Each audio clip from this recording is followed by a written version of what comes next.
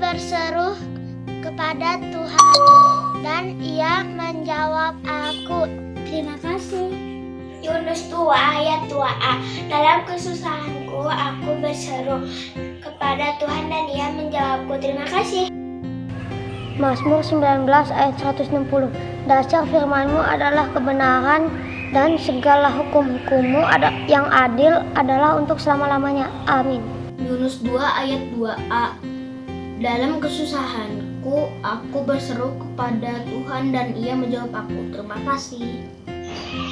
Yunus 2 Yunus 2 ayat 2a. ayat 2a. Dalam kesusahanku aku berseru kepada Tuhan dan Ia menjawab aku. Terima kasih, dadah. Mazmur 119 ayat 160. Dasar firman-Mu adalah kebenaran dan segala hukum-Hukum-Mu yang adil adalah untuk selama-lamanya. Terima kasih. Mazmur 119 ayat 160. Dasar firman-Mu adalah kebenaran dan segala hukum-Hukum-Mu yang adil adalah untuk selama. Yunus 2 ayat 2a.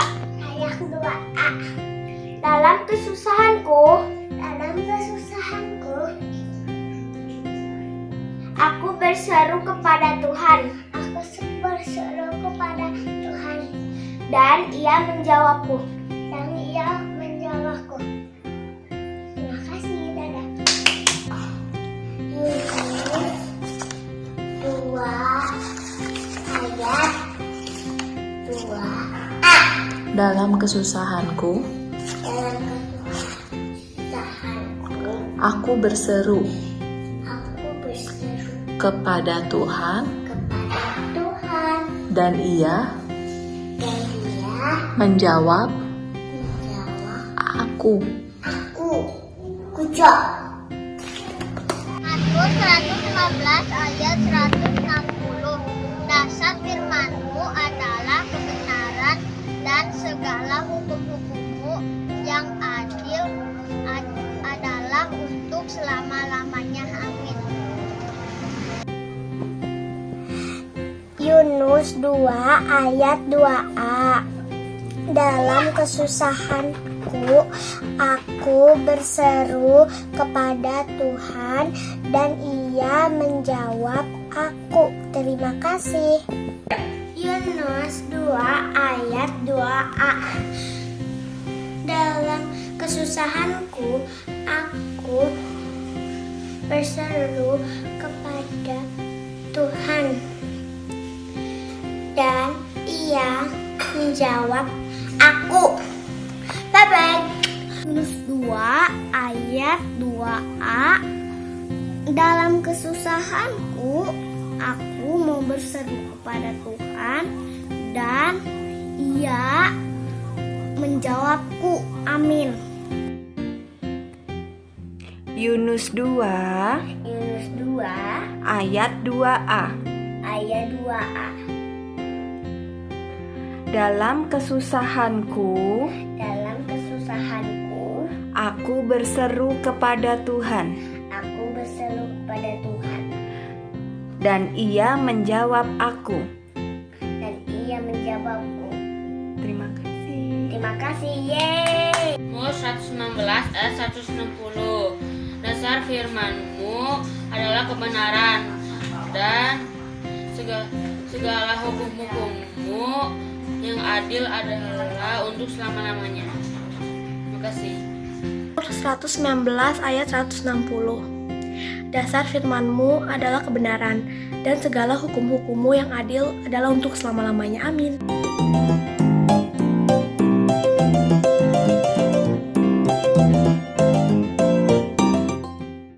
Sebelum memulai ibadah hari ini, yang pertama, orang tua wajib mempersiapkan anak-anak seperti layaknya akan beribadah di gereja, memakai pakaian rapi. Yang kedua, ajak anak-anak untuk mengikuti ibadah dari awal hingga akhir, ikut bernyanyi dan mendengarkan firman Tuhan.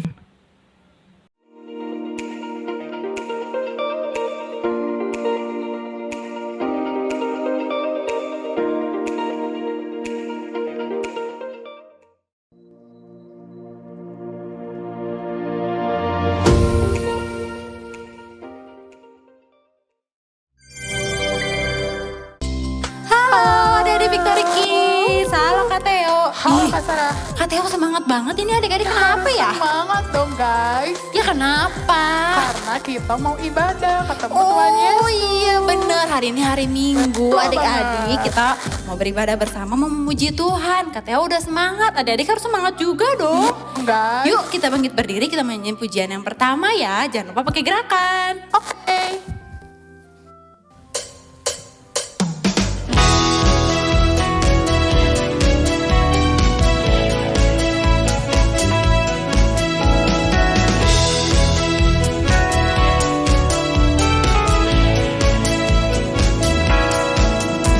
Kedua tanganku mempunyai jari, direntangkan, dirapatkan, putar ke belakang, lompat kiri, lompat kanan, jalan serta Yesus.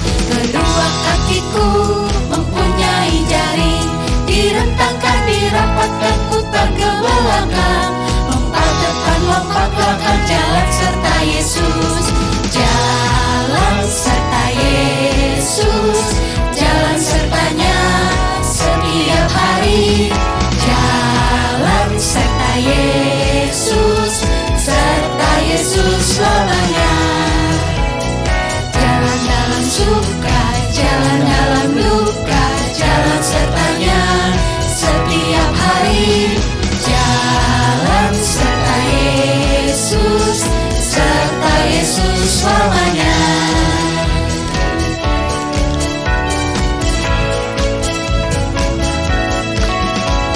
Kedua tanganku mempunyai jari, direntangkan, dirapatkan, putar ke belakang, lompat kiri, lompat kanan, jalan serta Yesus.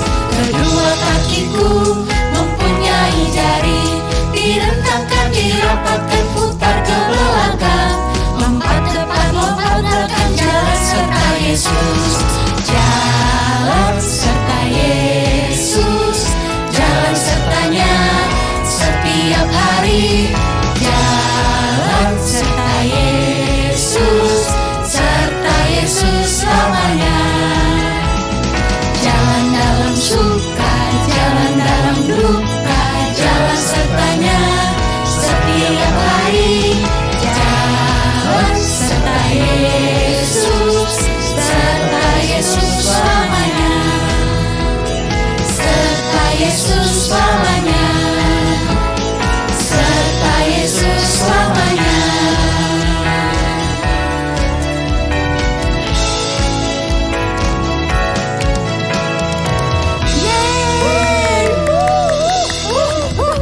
Makin semangat gak kak? Benar, makin semangat. Siap-siap pujian yang kedua ya. Oke.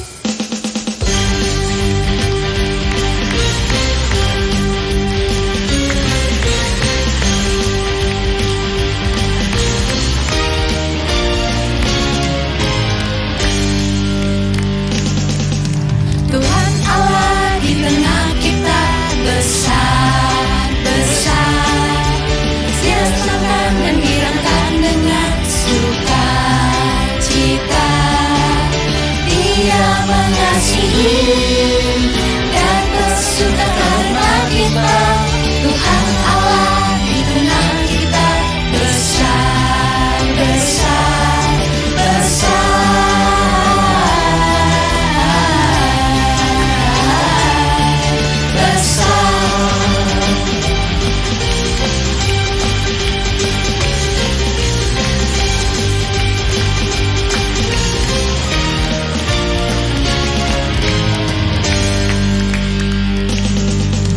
Tuhan Allah di tengah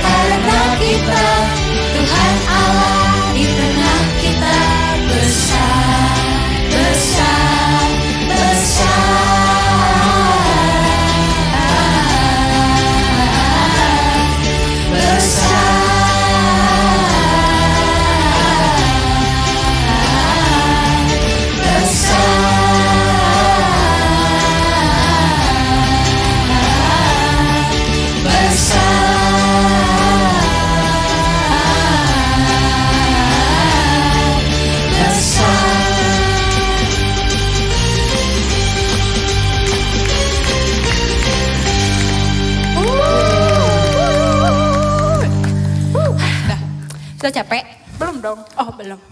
Tapi sekarang kita mau menyiapkan hati kita mau mendengarkan firman Tuhan, Kak Teo. Siap guys. Siap ya adik-adik semua. Kita mau sama-sama mendengarkan firman Tuhan. Duduk yang manis. Kita mau siapkan telinga dan hati kita. Oke adik-adik semuanya. Kita mau menikmati hadirat Tuhan saat ini sebelum kita mau mendengarkan firman Tuhan. Ku buka hatiku untuk firman-Mu. Ku ingin menjadi seperti Yesus. Berfirmanlah Tuhan, ku mau mendengar dan melakukannya setiap hari.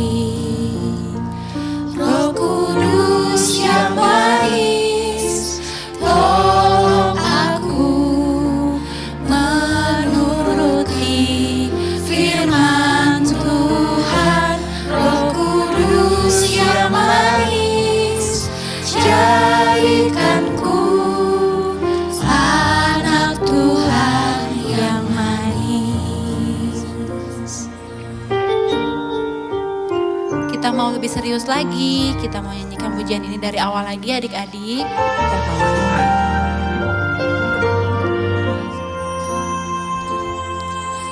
Ku buka hatiku untuk firman-Mu.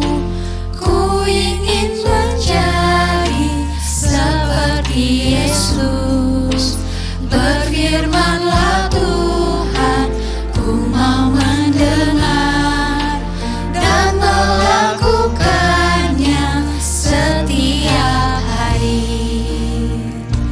Roh Kudus yang manis, tolong aku menuruti firman Tuhan. Roh Kudus yang manis, jadikanku anak Tuhan yang manis.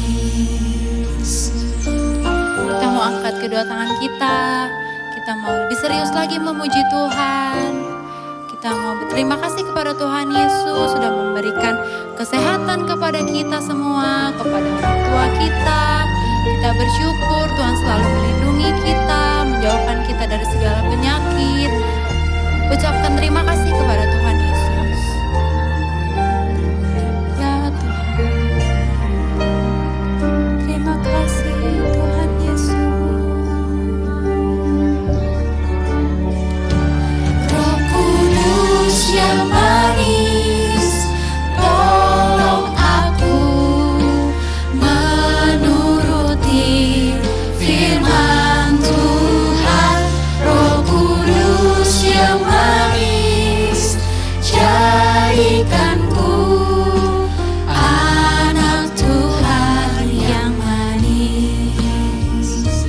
Roh Kudus yang manis, tolong aku menuruti firman Tuhan. Roh Kudus yang manis, jadikanku anak Tuhan yang manis. Anak Tuhan yang manis. Anak Tuhan yang manis.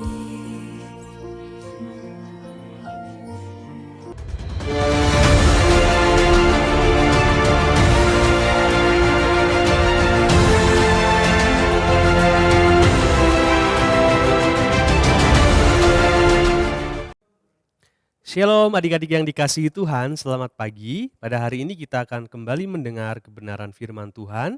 Mari kita persiapkan hati kita mau berdoa terlebih dahulu. Kami bersyukur buat kebaikan-Mu Bapa, terima kasih untuk pagi hari ini. Kami boleh memuji dan memuliakan nama Tuhan. Sebentar kami rindu mendengar kebenaran firman-Mu, kiranya Engkau memberkati kami, berkati hamba-Mu yang akan menyampaikan firman Tuhan, berkati kami semua anak-anak sekolah minggu-Mu yang mendengar firman-Mu. Kiranya Engkau boleh mengajar kami pada pagi hari ini. Kami siap mendengar firman Tuhan di dalam nama Tuhan Yesus kami berdoa dan mengucap syukur. Haleluya. Amin. Sekali lagi shalom adik-adik yang dikasihi Tuhan.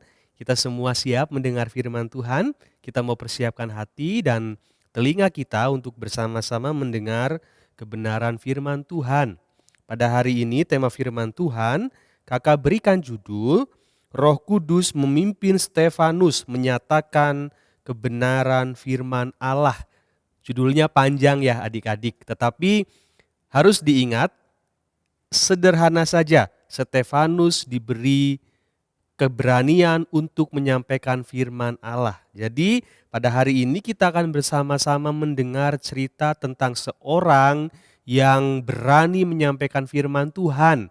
Namanya Stefanus.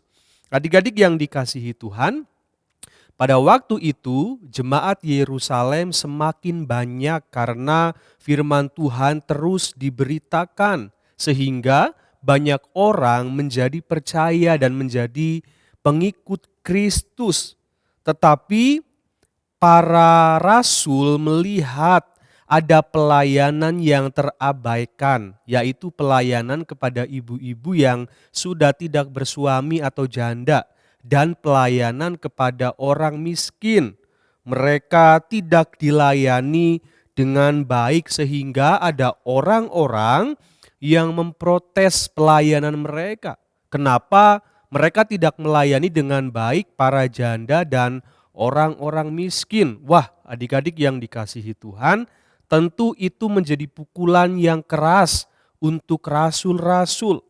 Hal itu membuat rasul-rasul kemudian berpikir bagaimana caranya supaya para janda dan orang miskin dapat dilayani dengan baik.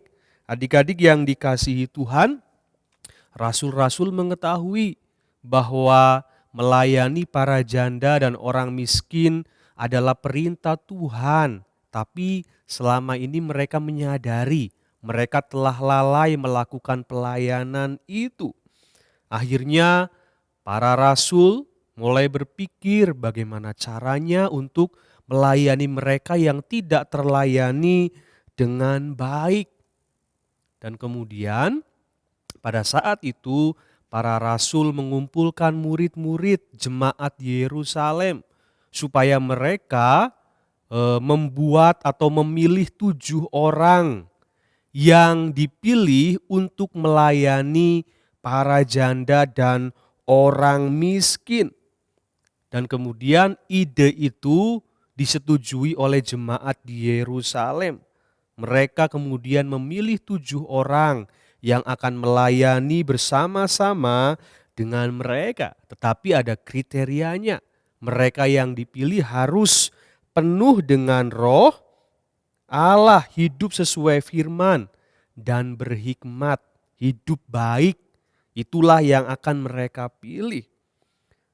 Dan mereka akan melayani keperluan jemaat Tuhan. Terkhusus adalah para janda dan orang-orang miskin. Kisah Para Rasul 6 ayat yang kelima dikatakan, usul itu diterima baik oleh seluruh jemaat. Lalu mereka memilih Stefanus, seorang yang penuh iman dan Roh Kudus, dan Filipus, Prokorus, Nikanor, Timon, Parmenas, dan Nikolaus, seorang penganut agama Yahudi dari Antioquia. Terpilihlah 7 orang yang akan melayani kebutuhan jemaat Tuhan yang ada di Yerusalem. Dan kemudian ketika 7 orang itu terpilih, para rasul mendoakan mereka dan menyerahkan mereka serta pelayanan mereka ke dalam nama Tuhan Yesus Kristus. Jadi adik-adik, dengan ke-7 orang itu pelayanan mereka menjadi semakin luas. Para janda dan orang miskin dapat terlayani dengan baik. Nah, adik-adik yang dikasihi Tuhan, karena firman Tuhan semakin luas diberitakan, maka semakin banyak orang yang percaya kepada Tuhan Yesus, termasuk dari kalangan imam-imam Yahudi. Mereka menjadi percaya dan menjadi orang Kristen, adik-adik. Tentu Itu bukan pekerjaan manusia, itu adalah pekerjaan Roh Kudus yang membuat orang bertobat, menyadari dosanya dan berbalik kepada Allah, percaya kepada Tuhan Yesus.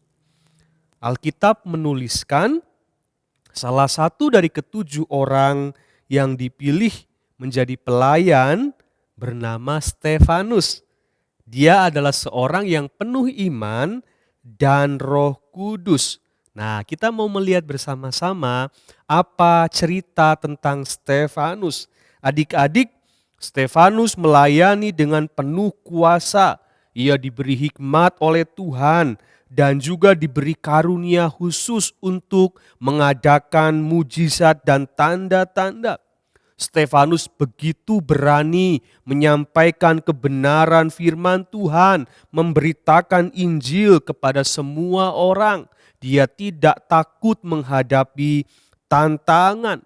Namun suatu hari orang-orang dari jemaat orang Yahudi yang disebut jemaat Libertini, mereka bertemu dengan Stefanus.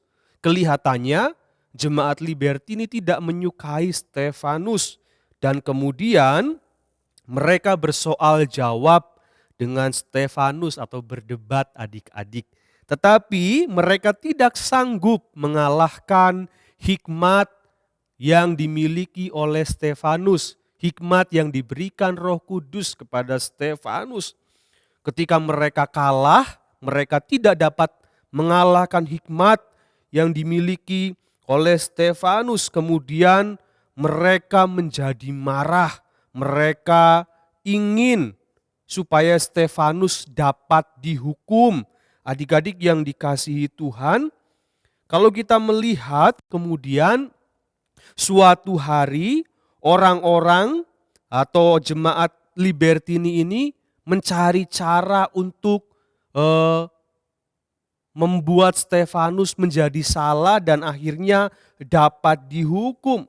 Dan mereka kemudian menuduh Stefanus menjadi orang yang menghujat, mencaci atau mencela Musa dan Allah. Jadi mereka memfitnah Stefanus telah menghujat Allah, telah mencela Allah dan Musa. Kemudian mereka membuat satu gerakan untuk menangkap Stefanus dan mereka berhasil adik-adik. Adik-adik yang dikasihi Tuhan, kemudian Stefanus ditangkap dan dihadapkan ke mahkamah agama. Bisa dibayangkan situasinya pada saat itu. Pasti Stefanus sebagai manusia, dia sangat takut tiba-tiba ada banyak orang yang menangkap dia dan memusuhi dia karena dia menyampaikan kebenaran. Tetapi karena Stefanus adalah orang yang percaya, dia percaya kepada Tuhan Yesus dan dia juga tahu ada Roh Kudus di dalam hidupnya sehingga dia diberikan kekuatan, keberanian untuk menghadapi orang-orang banyak yang menangkapnya, yang hendak menghukum dia. Adik-adik yang dikasihi Tuhan, dengan suara yang keras dan penuh dengan keberanian, Stefanus kemudian berkata kepada orang-orang yang menangkapnya, "Hai saudara-saudara dan bapak-bapak, dengarkanlah." Adik-adik, Stefanus mulai memberitakan kebenaran firman Tuhan dari perjanjian lama.